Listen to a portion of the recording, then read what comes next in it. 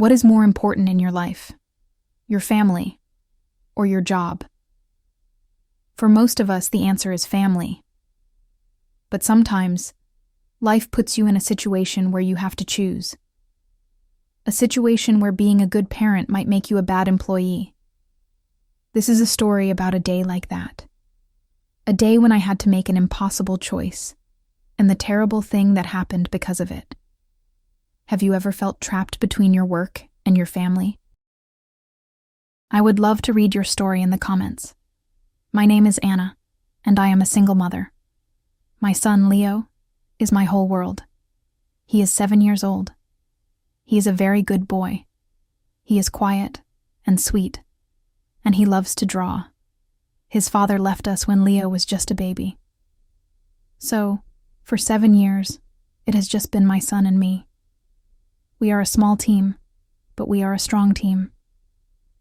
My life is not easy. I work very hard to pay for our small apartment, our food, and our bills. I am an administrative assistant at a very big, very serious company. The office is always quiet. My job is to be perfect, to be invisible, and to make no mistakes. My boss is a man named Mr. Harding. He is a very strict man. He does not like personal problems. He does not like excuses. He always says, "This is an office, not a playground." He only cares about the work. He does not care about my life or my son. I am very, very afraid of him. I am always worried that I will make a mistake and he will fire me. If I lose my job, I do not know how I will take care of Leo. So, I work very hard. I am always on time. I am always quiet. My story begins on a Tuesday morning. It was the most important day of my year at work. I was preparing the big, important annual report for Mr. Harding. This report was for the CEO, the big, big boss of the whole company.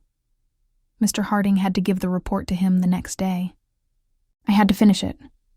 My job depended on this report. That morning, my whole world fell apart. I woke up at 6 a.m. to get Leo ready for school. But when I went to his room, he was sick. He had a high fever, and he was coughing. My heart just sank. I felt a wave of pure panic. I had to go to work. The report was not finished, but I could not send my sick child to school. I called my babysitter, but she was busy. I called my neighbor, but she was not home. I had no one.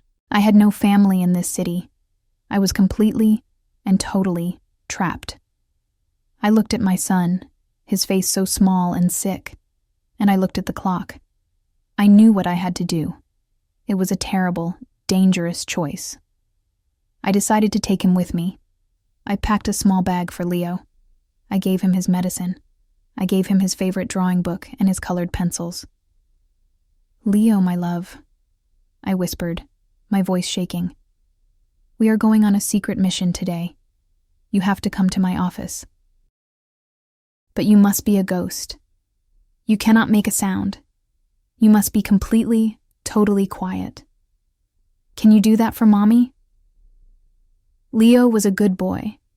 He was sick, but he knew I was serious. He nodded his small head. I got to the office very, very early.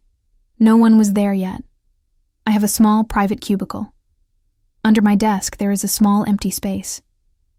I made a little bed for Leo with my coat and my scarf. I gave him his drawing book and a bottle of water. "You are safe here, my love," I said. "Just draw and be very, very quiet." He was a perfect, silent angel. He just sat under my desk, drawing pictures of superheroes. My heart was beating so fast. I was so scared. I started to work on the big report. I just had to survive until 5 p.m. The morning was a quiet, cold terror. I tried to type my report. My fingers were shaking. My heart was pounding in my chest. I was listening to two sounds at the same time. The sound of my keyboard and the sound of my son's small, quiet breaths under my desk. Every time my boss, Mr. Harding, walked past my cubicle, my whole body would go cold. I would just stare at my computer screen, pretending to be the perfect, focused employee. I did not dare to look at him. Leo was a true superhero. He was so quiet, so good. He just sat in his little nest, drawing pictures.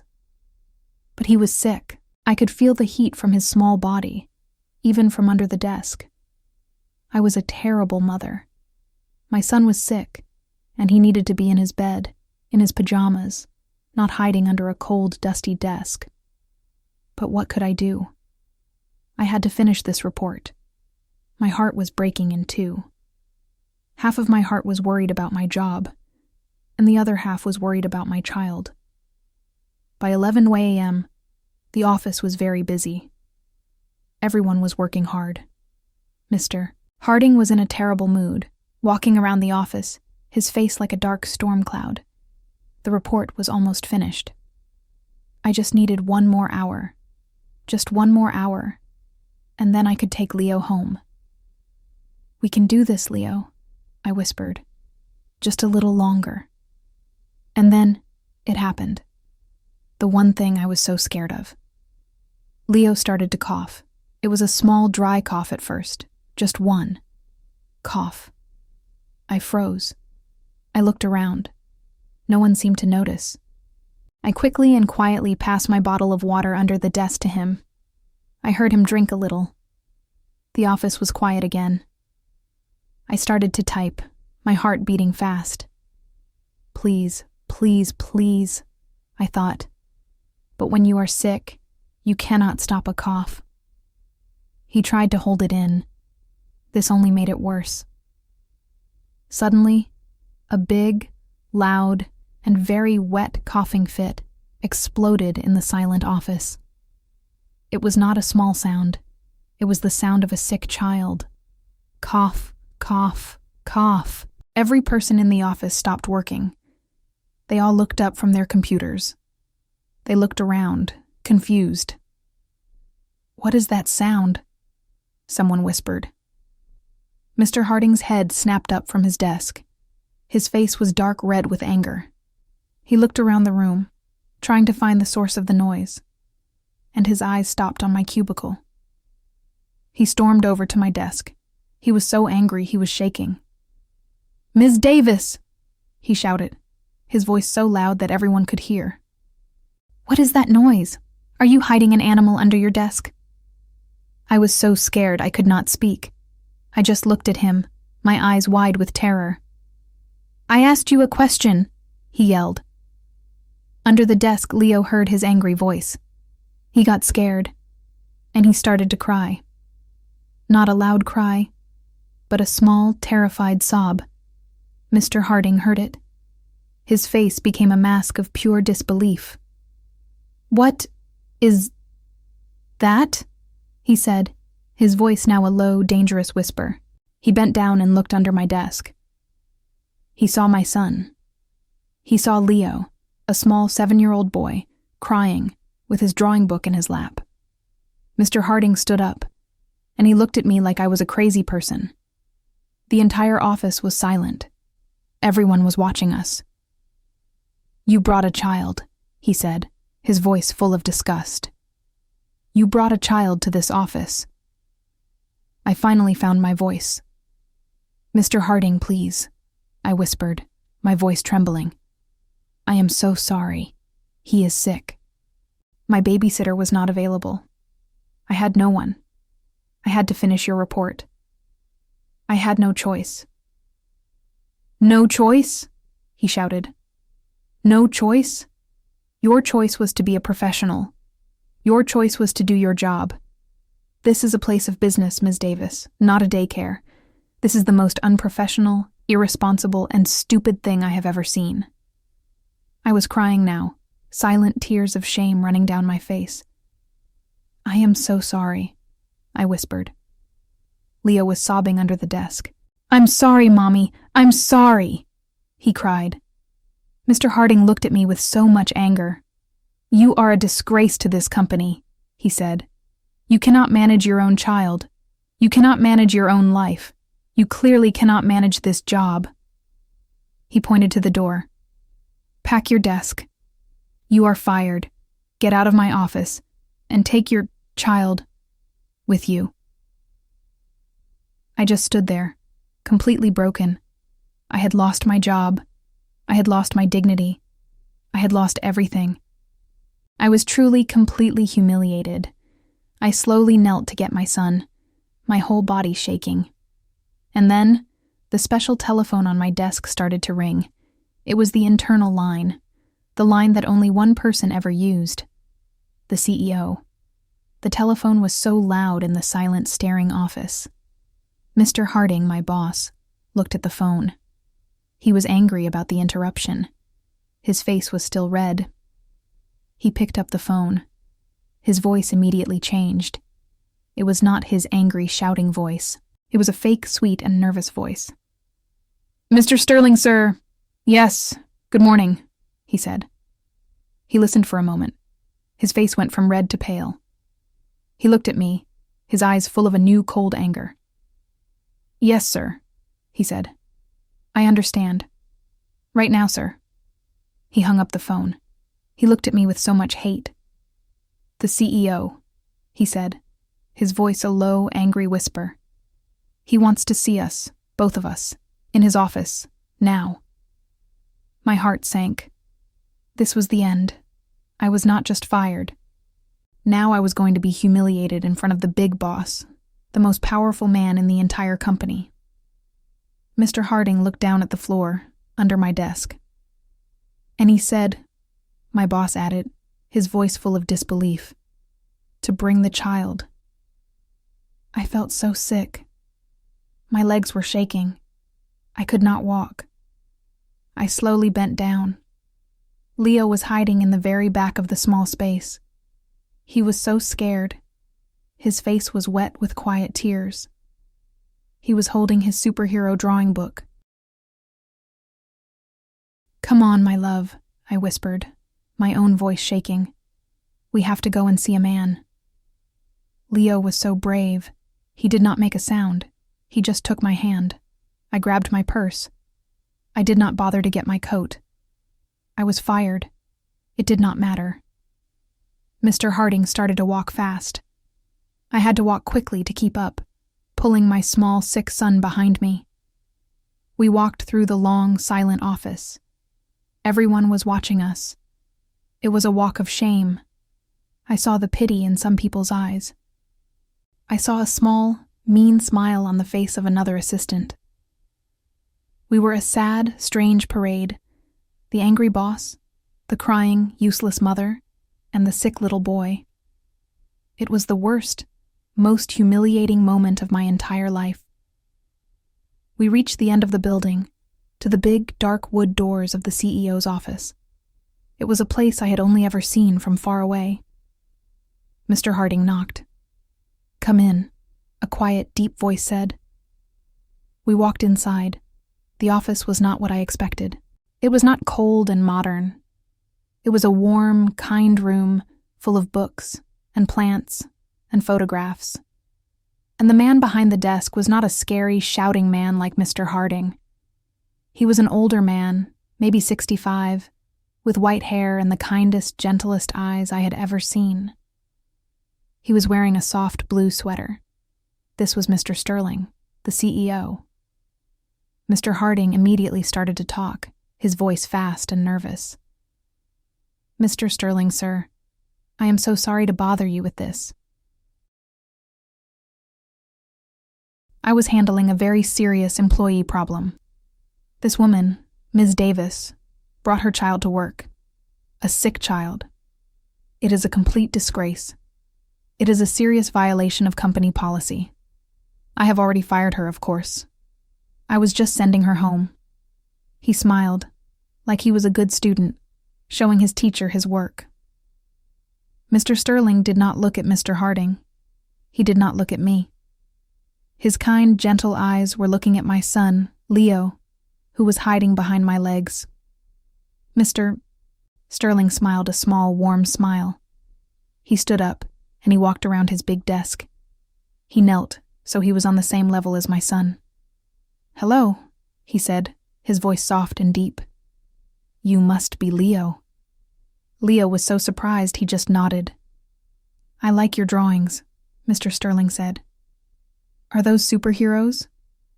Leo, still hiding, shyly held up his book. Yes, he whispered. That one is Captain Fire. Ah, Mr. Sterling said, looking at the drawing with a serious face. A very strong hero. A very important job. He looked up at me, and his eyes were so kind. And then he turned his head, and he looked at Mr. Harding. The kindness in his eyes was gone. It was replaced by a look so cold, so hard, it was like a piece of ice. Mr. Harding's nervous smile froze on his face. Mr. Harding, the CEO said, his voice still quiet, but now it was full of a terrible, cold power. My office is not in a separate building. It is here, with my team. And my office is made of glass. I like it that way. I like to see my company. I like to see my managers. I like to see how they lead. Mr. Harding's face started to turn pale. He was beginning to understand. So, I was at my desk this morning, Mr. Sterling continued, and I saw Ms. Davis arrive very, very early. I saw her working very hard all morning. I did not see her take a break. I did not see her talk to friends. I just saw her working. He paused. And then, about 30 minutes ago, I heard a sound. A very loud, very unprofessional sound. I heard your voice, Mr. Harding. I heard you shouting. I heard you call a member of my team useless. I heard you scream at her in front of everyone. I heard a small child start to cry in fear. And I heard you fire a mother because her child was sick. Mr. Sterling stood up to his full height. He was a very tall man. He looked down at my boss. You said you were handling a problem, the CEO said. You are wrong, Mr. Harding. You are the problem. Mr. Harding stood there, his face white with shock. He could not speak. He looked from Mr. Sterling to me, and then to the floor. He knew he had been caught. He knew he was finished. Mr. Sterling continued, his voice calm and cold. I do not tolerate bullies in my company, Mr. Harding. I do not tolerate managers who lead by fear or who humiliate their team. You are a weak manager, and you are a cruel man. Your time with this company is over. You are fired. Please go to Human Resources. They will help you pack your desk. My old boss just stood there, his mouth open. He looked pathetic. He did not say a word of apology. He just nodded, a small, defeated movement. He turned and walked out of the big office, a broken, finished man. The door closed, and he was gone. I was still standing there, crying, my mind a complete storm of shock and relief. I was still holding Leo's small, warm hand. Mr. Sterling, I whispered, my voice trembling. I am so sorry. For the trouble. For bringing him here. I had to finish the report. And he was so sick and... He held up his hand, and his eyes were kind again. Anna, he said, and it was the first time he had ever used my first name. You have nothing to be sorry for. You did what you had to do. You were in an impossible situation. You were trying to be a good employee and a good mother at the same time. That is not a failure. That is strength. He walked over to his desk and picked up his phone. Helen, he said, please bring my personal car to the front of the building, and please cancel my meetings for the rest of the afternoon. He hung up the phone and looked at me with a warm, genuine smile. Anna, you are not fired, he said. You are a valued employee. I have seen your work on that report over the last few weeks. It is excellent. He looked down at Leo, who was now quietly looking at all the interesting books on the shelves. But your most important job right now is to be a mother. My driver is going to take you and your brave son home. You will work from home for the rest of the week. Take care of Leo. I was so full of gratitude I could not speak. I just nodded, the tears falling again, but this time they were happy tears. Thank you, Mr. Sterling, I whispered. Thank you. He walked with us to the door of his office. He opened it for me. We walked out into the main office. It was completely silent. Everyone was watching. They saw me, the woman who was publicly fired, walking out of the CEO's office with the CEO himself. Mr. Harding was at his desk, in the middle of the room, slowly putting his personal things into a sad brown cardboard box. As I walked past him, I did not feel anger. I did not feel happy about his pain. I just felt sad. I held my son's hand a little tighter. Mr. Sterling walked with us all the way to the elevator. He pressed the button for me. He looked at Leo. "You have a wonderful mother, young man," he said. As the elevator doors closed, I looked at my son. His fear was gone. He looked up at me, and he smiled. "Mommy," he whispered, "you are my superhero." I held him close, my heart full. I was humiliated for bringing my son to work. I was called useless, but in the end, I was seen. And I was not just a good employee. I was a good mother, and I finally worked for a company and a man who understood that both were possible. If this story about a mother's strength and a kind boss inspired you, please give this video a like. What do you think is the most important thing a company can do to support working parents? Share your ideas in the comments. For more inspiring English stories about work and life, please be sure to follow our channel.